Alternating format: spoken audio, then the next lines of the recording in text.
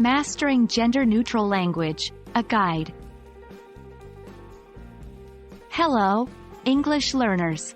Today, we're going to talk about an important topic that has gained a lot of attention in recent years. We are diving into the realm of gender-neutral language. In our society today, it's vital to be respectful and inclusive, and the way we use our language plays a significant role in that. So, let's explore the world of gender-neutral language together.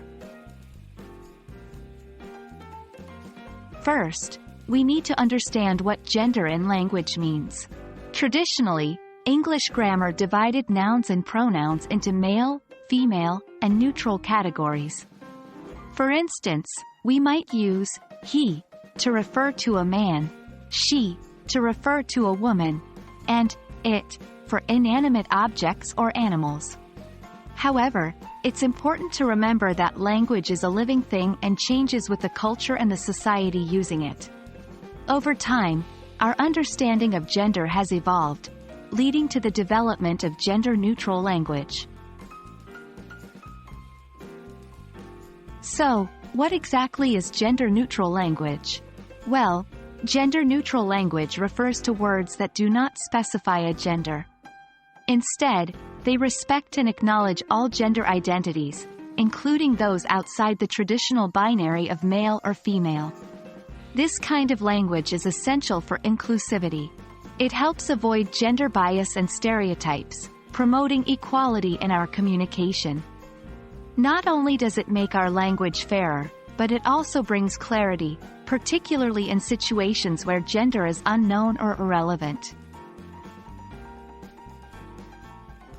Now that we understand the basics, let's look at some examples. 1. Instead of using he or she, we might use they as a singular pronoun. For example, if someone loses their wallet, they should report it immediately. 2. We might use terms like firefighter instead of fireman or firewoman. 3. We might use the term spouse instead of husband or wife. These are just a few examples, but there are many ways to implement gender-neutral language in your everyday communication. And that's a brief introduction to gender-neutral language. It's a broad and evolving area of study in English language learning, and a crucial one to understand for clear, respectful, and inclusive communication. We hope you found this video helpful. Keep practicing, stay curious, and continue exploring the wonderful world of English language.